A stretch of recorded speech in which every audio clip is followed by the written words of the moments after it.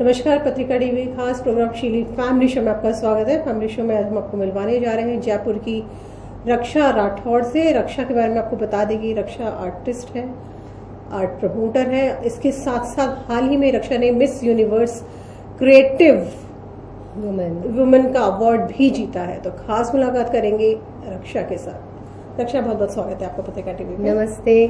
सबसे पहले आपको बहुत बहुत बधाई, आपने कॉन्ग्रेचुलेशन और थैंक्स आपको भी मुझे यहाँ बुलाने के लिए। रक्षा, इतना सारा काम आप कर रही हैं, तो शुरुआत आपकी कैसे हुई? आप आर्टिस्ट हैं, आर्ट प्रमोटर भी हैं और भी काफी सारी एक्टिविटीज से आप जुड़े हुए हैं। एक्सपोर्ट कंसल्टेंट भी हूँ मैं। हाँ जी।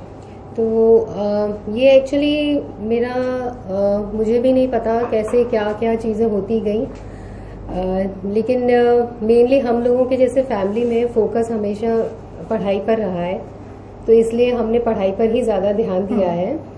और जैसे स्कूल्स में मैंने काफ़ी जैसे पेंटिंग्स वगैरह क्लासेस वगैरह रहती थी, तो उसमें मैंने पेंटिंग्स वगैरह सीखी भी और उसमें इंटरेस्ट भी लिया। कई बार इट्स गुड टू से और नॉट, कई बार साइंस और मैथ्स क्लासेस में बंक मार के हमने पेंटिंग्स वगैरह की है। तो इट्स रियली मतलब पहले बहुत अच्छा लगता था इस तरह की चीज़ें, बट घर में हमारा actually I am from defence family, तो हमारा माहौल बहुत ही ज़्यादा स्ट्रिक्ट है, बहुत ज़्यादा डिसिप्लिन है, डिसिप्लिन लाइफ होती है जी।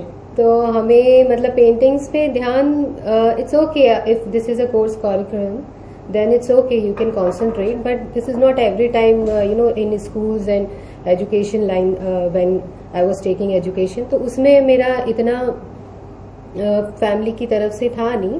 फैमिली हमेशा यही कहती रही कि मतलब पढ़ाई पे फोकस करो और इसी में हमें करियर भी बनाना है। ऑब्वियसली इतना माहौल होता नहीं है हमारे इंडिया में, तो खासकर मैं यही कहूँगी जी।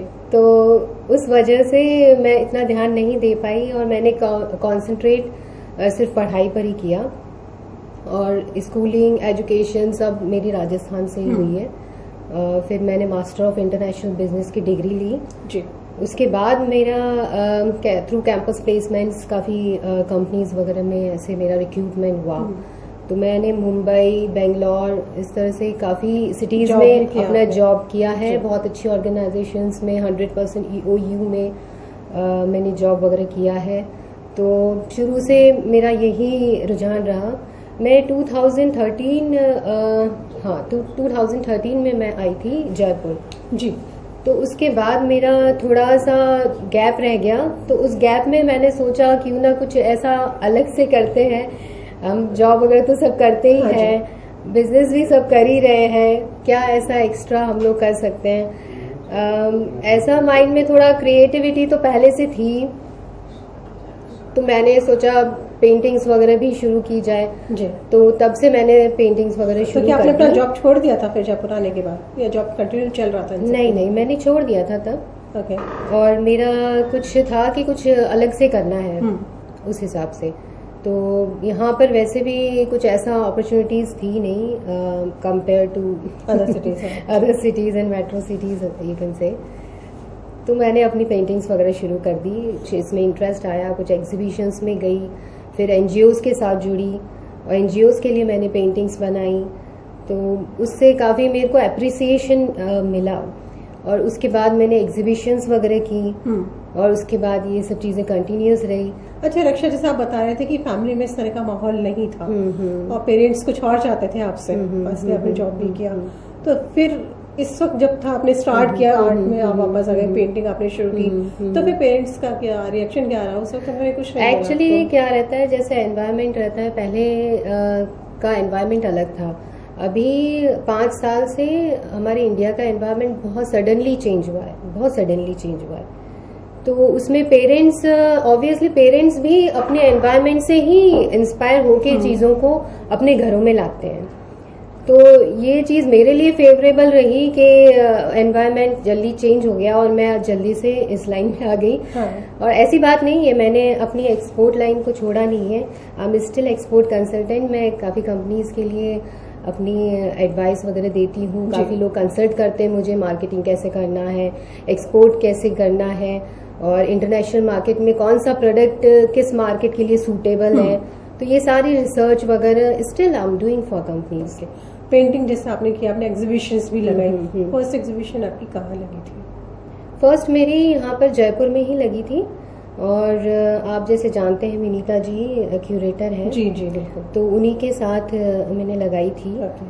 और उनका बहुत ज़्यादा मेरा वो कह लो कि एक इन्वॉल्वमेंट रहा है इस चीज़ को बढ़ावा देने में, जी तो उसके लिए मैं उनको थैंक्स कहना चाहूँगी। बिल्कुल, वो आर्ट को प्रमोट करती है। हाँ, तो मतलब उनका जैसा भी तरीका है बट मेरे लिए बहुत सूटेबल है। जी। तो उसी से मेरी फर्स्ट एग्जीबिशन वगैरह सब मैंने यहीं पर किया। तो किस तरह की पेंटिंग आप ज़्यादा करना पसंद करते हैं? किस विधा में आप काम करते हैं पेंटिंग में? मेरा जनरली ये कंटेम्प्रेरी आप कह लीजिए, एब्स्ट्रैक्ट कह लीजिए। एब्स्ट्रैक्ट में मुझे फाइन आर्ट पसंद है, फाइन प्लस एब्स्ट्रैक्ट। तो मेरा क्या है, पर्टिकुलरली एक फॉर्म नहीं रहता है, बिकॉज मैंने एजुकेशन किसी और चीज़ में की है, मेरा पैशन कुछ और है। वो पैशन मेरे को अलग अलग फॉर्म्स में ले लेके आता है। आई एम नॉट, और मेरे को भी यही लगता है कि जैसे कोई भी क्रिएटिव पर्सन है तो उसको अपना एक अलग फॉर्म बनाना चाहिए। तो मेरा कोई पर्टिकुलर फॉर्म नहीं है, कोई पर्टिकुलर रूल नहीं है। इन imagination I can imagine anything and I can spread anything through canvas. Okay. Modern art के बारे में क्या कहेंगे आप? मॉडर्न आर्ट एक्चुअली ये आजकल की आर्ट है, और इसमें काफ़ी लोग परफॉर्म कर रहे हैं और बहुत अच्छी अच्छी पेंटिंग्स भी बनाते हैं। But I am still little bit doing that modern art. I am not doing very much modern art, because जैसे मतलब मेरे को ये भी पसंद है कि आगे वाले को भी कोई चीज़ें जल्दी से क्लिक हो जाए, और ये अच्छा भी है, और मुझे मेरे इंटरेस्ट के अकॉर्डिंगली थोड़ा कम पसंद है। तो मॉडर्न आर्ट मैं करती हूँ, no doubt, but still I am concentrating on fine arts, portraits and other. जी। किसी से इंस्पायर हैं आप, किसी से प्रभावित हैं, या किसी को आदर्श मानती हैं इस फील्ड में आप अपना?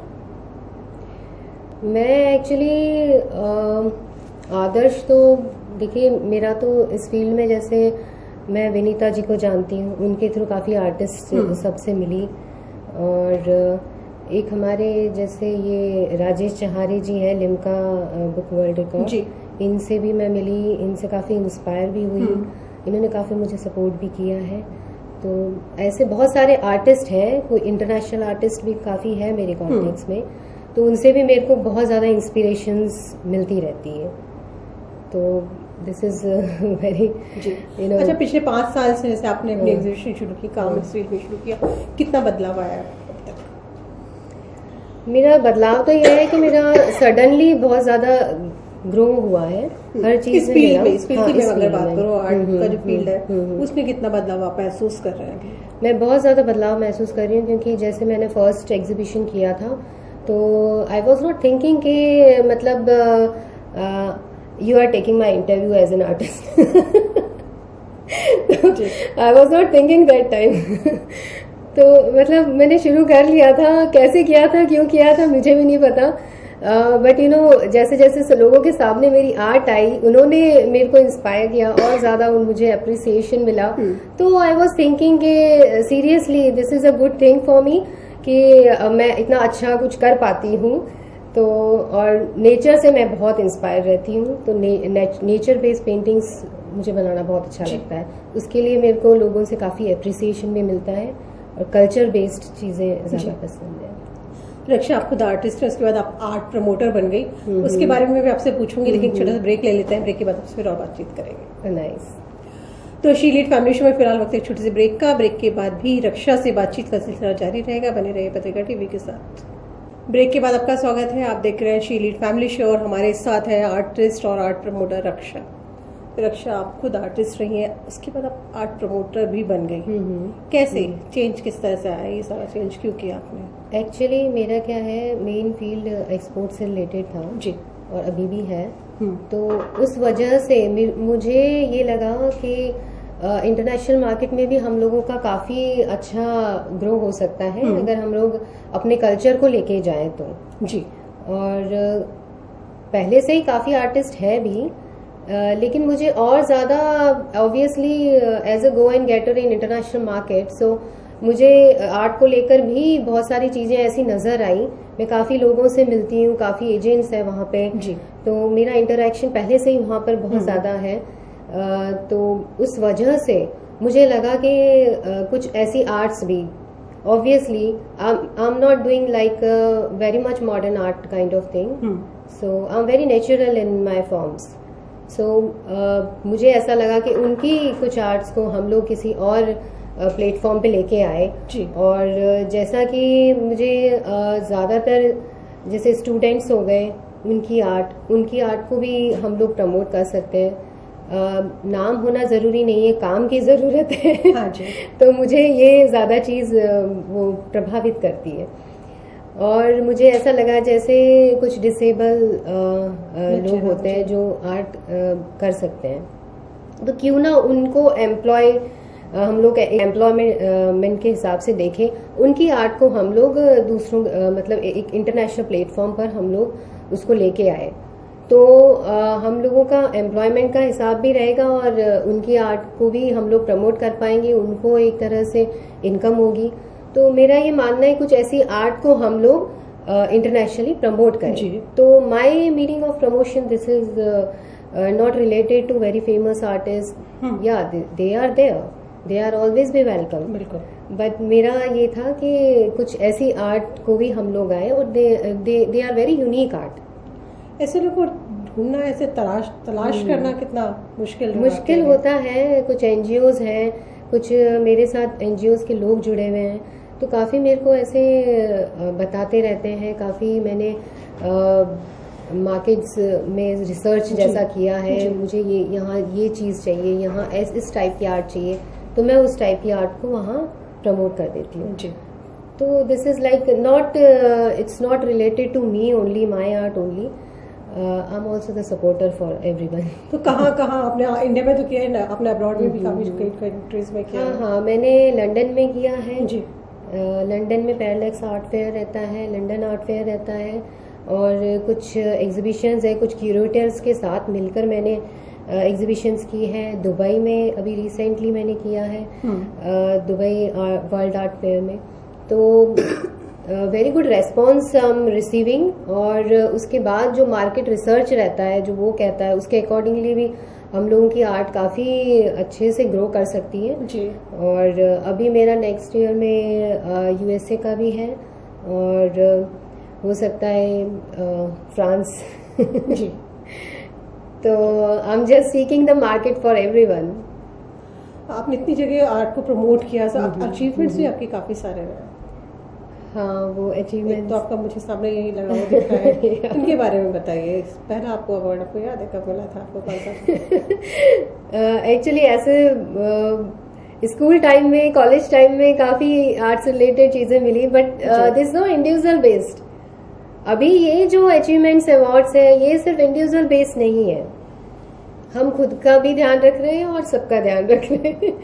सो that's the reason they give me that award and I'm awarded by Rajasthan Women's Achievement Award and that International Pride Women Award and now Miss Universe Creative Women Award.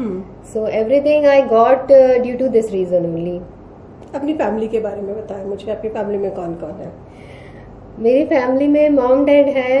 मेरे डैड एक्स एयरफोर्स है, तो वही defence से है हम लोग। He is still working because वो बैठ नहीं सकते चुपचाप।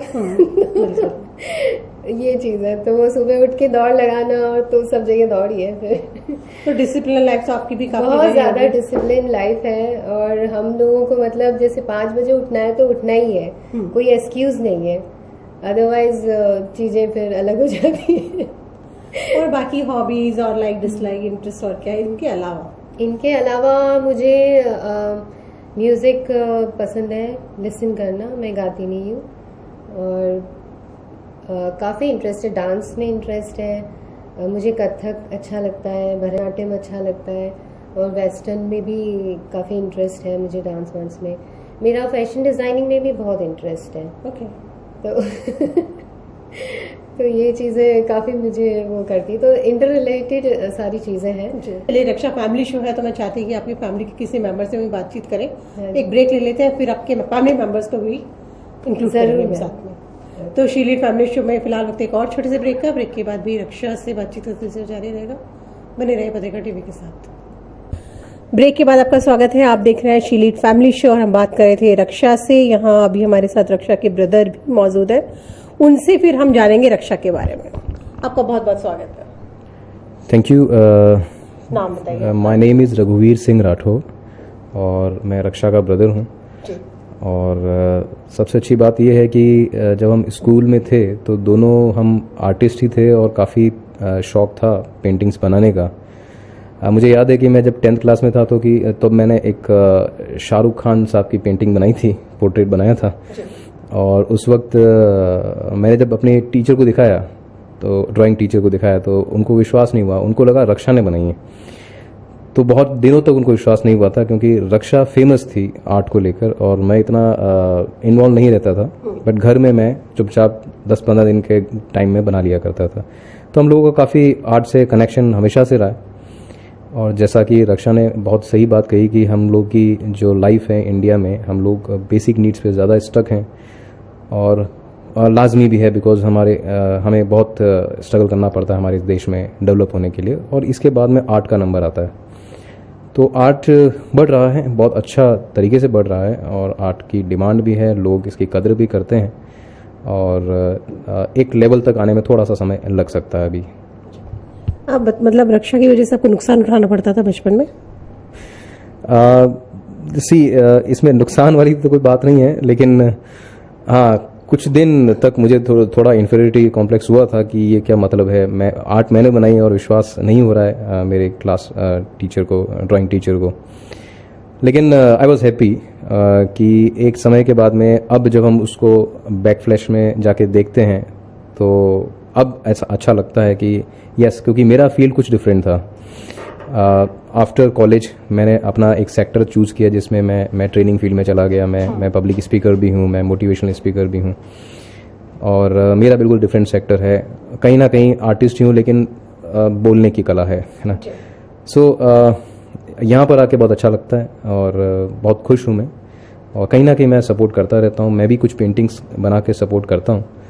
आज भी हाथ साफ है, अच्छे से पेंटिंग बनाता हूँ। तो जहाँ जहाँ रिक्वायरमेंट होती है रक्षा को, वहाँ मैं कोशिश करता हूँ कि मैं समय निकालूँ और पेंटिंग्स बना के मैं दूँ। और इनकी वजह से मेरी पेंटिंग्स भी प्रमोट होती रहती हैं। जी जी। रक्षा भैया को आपकी वजह से नुकसान उठाना पड़ता था स्कूल के अंदर। टीचर्स मानते नहीं थे, आपको भी नहीं बोलते थे टीचर्स को कि मेरी नहीं है, भाई की पेंटिंग है? नहीं मैम, ऐसा कुछ नहीं है। मैं बोलती थी, लेकिन एक्चुअली हमारी टीचर्स के सामने मैंने आपको जैसे बोला था कि मैं कई बार साइंस या मैथ्स के जो भी क्लासेस है और ये बंक मार के ड्राइंग क्लासेस अटेंड करती थी।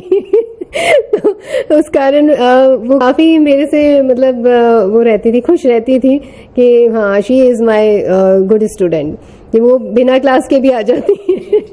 तो ये बस डिफरेंस था, ज़्यादा कुछ नहीं। आपको कब लगा कि आपकी बहन आर्टिस्ट बन सकती है, खासतौर पे जब इनका फील्ड ही अलग है, एजुकेशन उन्होंने बिल्कुल डिफरेंट जर्नल में लिया? देखिए, मुझे लगभग हम सभी को फैमिली में कोई ख़ास अंदाज़ा नहीं था। लेकिन जब इन्होंने जॉब छोड़ा और when she shifted to Jaipur, तब कुछ रिसर्च शुरू किया। तो घर पे बैठ के काफ़ी रिसर्च करना शुरू किया, कुछ कैनवास खरीदे, पेंटिंग बनाना शुरू किया। हालांकि हमें लगा कि एक समय गुजारने का एक पास टाइम एक्टिविटी है, तो इतना हमने भी सोचा कि ठीक है, एक शौक पूरा हो रहा है। बट इट वाज हिडन कि कहीं ना कहीं तैयारी हो रही थी कि एक बड़े लेवल पे जाके आर्ट को प्रमोट किया जाए। और अब इंटरनेशनली जब ये चीज़ें गईं तो अब हमें पूरा यकीन हो गया कि it was not just a शौक, कहीं ना कहीं एक आर्ट के प्रति जो लगाव है वो इस पूरी एक्टिविटी में निकल के सामने दिख रहा है हमें भी। तो लाजमी सी बात है कि सपोर्ट घर के अंदर हम ज़्यादा मेंबर नहीं हैं, 4 लोग हैं, तो सबका सपोर्ट है। और हम कोशिश करते हैं कि जहाँ जहाँ इनका एरिया होता है कैनवास रखने का, पेंटिंग्स करने का, हम उस एरिया से थोड़ा दूर रहते हैं कि कहीं कोई नुकसान ना हो जाए। तो इस तरह से हमने काफ़ी जहाँ जहाँ ज़रूरत पड़ती है मेरी, आई एम ऑलवेज देयर। काफ़ी सारे प्रोग्राम से मैंने भी साथ में सपोर्ट किया. सो इट इज़ ऑल कि जब सब मिलके एक प्रोजेक्ट पे सपोर्ट करते हैं तो प्रोजेक्ट सक्सेसफुल हो जाते हैं. आप बताइए बचपन से जुड़ी कोई ऐसी याद जो आप शेयर करना चाहेंगे? बचपन में ये ज़रूर होता था कि बिकॉज वी आर ट्विंस, तो बुक्स हमारी सेम हुआ करती थी, उसमें लड़ाई होती थी अक्सर, क्योंकि बिकॉज सेम सब्जेक्ट है, सेम क्लास है, और कई बार मुझे डांटने के लिए क्लास में टीचर मेरी सिस्टर को डांट दिया करते थे, क्योंकि हम दोनों लिंक्ड हैं और हम दोनों घर जाके एक दूसरे को शेयर करने वाले हैं, तो हम एक दूसरे की डांट भी सहन करनी पड़ती थी. तो ये ज़रूर होता था. और फिर जैसी मेरी इमेज बन गई उसी इमेज से हम दोनों को देखा जाता था, तो इसीलिए कई बार फ़ायदा भी होता था, कई बार नुकसान भी होता था. बट इट इज़ ऑल ये सब बचपन के कुछ मेमोरीज होती हैं. तो लेकिन काफ़ी हमने अपने स्कूल टाइम को अच्छे से गुजारा, और हमने स्कूलिंग साथ में ही की, और थ्रू आउट लगभग काफ़ी जगह हम साथ ही थे. कॉलेज में जाके डिफरेंट हो गया करियर, और उसके बाद में अब हम लोग एक दूसरे को सपोर्ट भी करते हैं. मेरे प्रोफेशन में भी रक्षा का काफ़ी सपोर्ट रहता है, और रक्षा के साथ में मेरा सपोर्ट हमेशा रहता है. आपने भी काफ़ी डिफरेंट फील्ड चूज़ किया अपने लिए. अब ऐसा ही actually my father was in air force, तो हमें हमेशा से ऐसा लगता था कि जो भी आपको आपकी लाइफ में सबसे बेहतर लगता है, जहाँ आपका मन जाता है, वहीं उसी तरफ आपको बढ़ना चाहिए. और बिकॉज ओपन एनवायरनमेंट था, और बिकॉज हम लोग लगभग पूरे इंडिया के हर कोने में हमको कहीं ना कहीं विजिट करने का मौका मिल जाता है, बिकॉज एयरफोर्स में ट्रांसफ़र होते हैं, पोस्टिंग्स होती हैं अलग अलग जगह पे. तो ओपन माइंड सेट की वजह से घर का एक ऐसा एनवायरनमेंट था कि ठीक है, मैंने भी काफ़ी टाइम तक कॉर्पोरेट्स में जॉब किया. उसके बाद में फिर मुझे लगा लगभग ये 2013-14 की बात है जब मैंने भी अपने करियर में शिफ्ट किया, और फिर मैंने अपने लेवल पे एज ए कॉर्पोरेट ट्रेनर मैंने अपना खुद का एक वेंचर भी शुरू कर दिया. तो इस तरह से अपने करियर का मैंने पाथ चुना, और हम अपनी फैमिली के अंदर बहुत ओपन हैं कि जिस तरह से मन आपका जिस तरफ जाता है आप उस तरफ बढ़ सकते हैं. और मेरे लिए इंटरेस्ट वाला सब्जेक्ट है.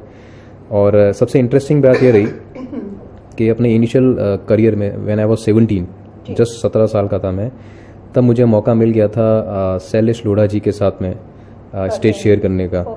तो वो बहुत ही ग्रेट अपॉर्चुनिटी थी, जहाँ से मेरे को इंस्पिरेशन मिला उनसे, और सीखने को बहुत कुछ मिल गया. रक्षा के बारे में कोई ऐसी चीज़, कोई ऐसी बात जो आपको लगता है कि हाँ इन्हें बदलना चाहिए, अपने आप में चेंज करना चाहिए? देखिए, हर इंसान में स्कोप ऑफ इम्प्रूवमेंट तो हमेशा बना रहता है. परफेक्शन कहीं नहीं होता. और सबसे अच्छी बात से शुरू करेंगे. सबसे अच्छी बात स्पीड है. काम में जो गति है, मैं कई बार अपने आप को इन्फीरियर फील करता हूँ जब मैं काम में स्पीड को देखता हूँ रक्षा के.